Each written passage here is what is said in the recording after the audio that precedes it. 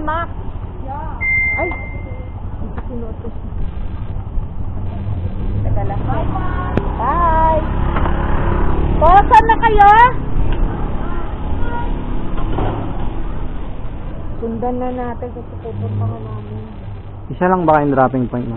Ha? Magkasama kayong dropping point? Oo, magkina kami. Ayos ba, kuya? Yeah, ayaw namin kasi matraffic.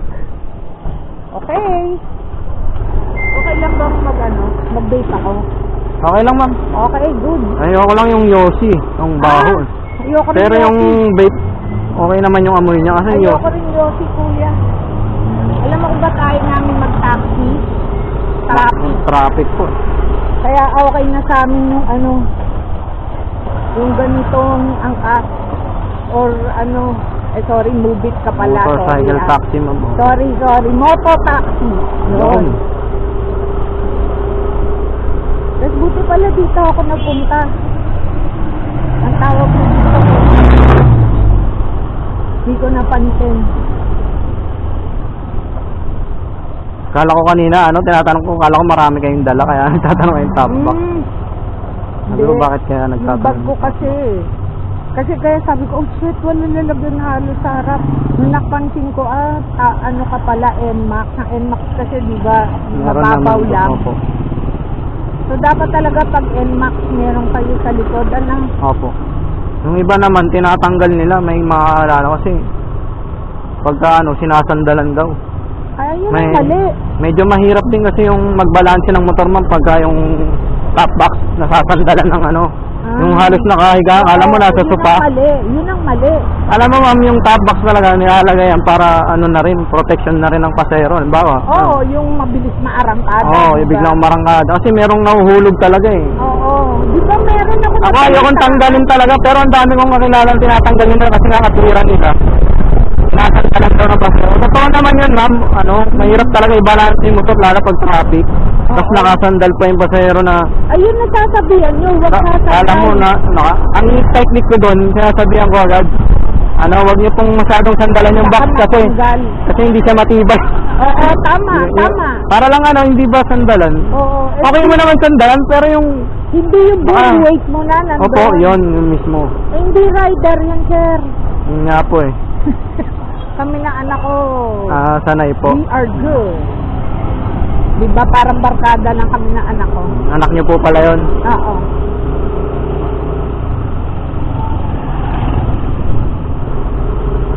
Lalo na po pagka yung sumisingit-singit na kami.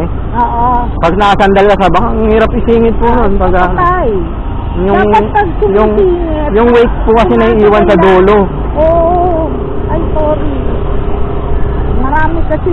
Pero pag mga babae naman na magagaan lang, okay lang, kahit sandalan nilang buong pero yung mga malalaking tao na para katulad namin mag-ina. Yung halimbawa, meron din kasi yung mga lalaki. Ayun. O kasi minsan mahaba sila masyado yung paa. Okay lang naman po, nasa dulo sila. Pero yung para ka lang sandalan. Parang nasa sopa na ang hirap lang yan. Naintindihan ko kasi kami, lalo na yung anak ko magaling yan eh. Magmotor. Marunong din pala. Oo, magaling yan. Kaya sanay na rin po kayo sumakay. Bakit hindi po siya nagmotor ngayon? Ayaw niya na rin. Ayokong magmotor siya kasi pag maglalakwasa kami, maghahanap pa siya ng parking. Yun nga po. Diba? Yung parking mas maganda yung pick up, drop off. Oo.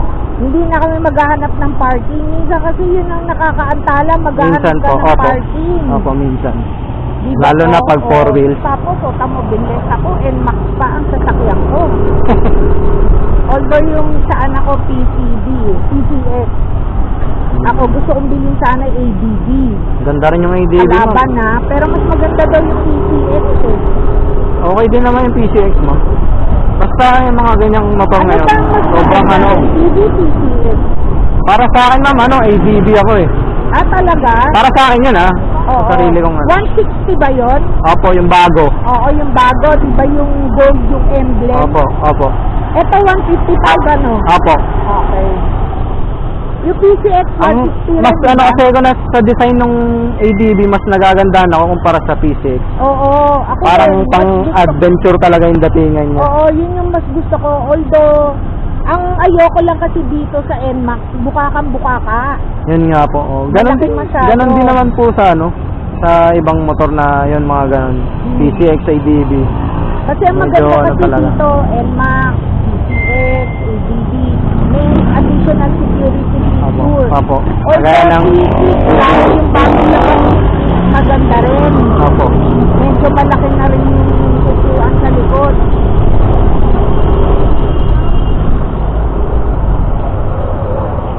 Yan no, tingnan mo, babaybayin natin to kasi para ang diretso na natin, di ba, sa Endomingo. Apo, yung Domingo na. Pitwason. Oo. Eh pag naka-40 ka, Wala na. dito feel. 1R yan. Oo. Kaya sabi namin mag-inao, tara, gano'n na lang tayo. Kaya nga po ang last, Opo. hindi man talaga yung ganitong ano eh. Opo. Kasi Kaya dahil kasi, Pilipinas, si traffic. ngayon lang nakalib ako kasi magpapa-booster ako.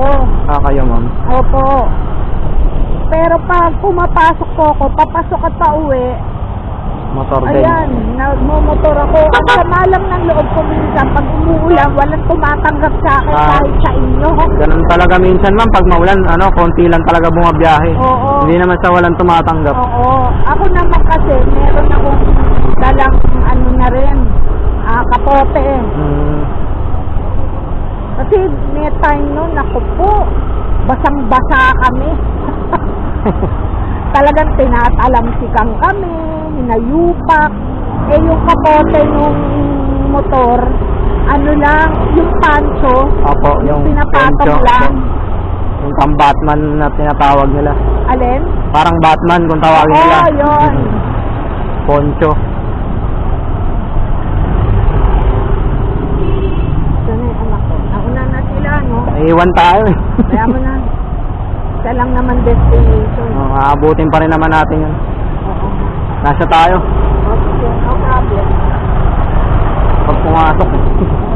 Side mirror, pasok eh. Tawag lang tayong duduraan. Minsan kasi nakakatakot din yung biglang may dudura sa Na ano na yun, bintana, eh. naranasan ko na yun eh. Bigla ako naduran. Oo, Walang yan. buwisit. Baho pa ng laway. Diba? Nakakapikon. Sarap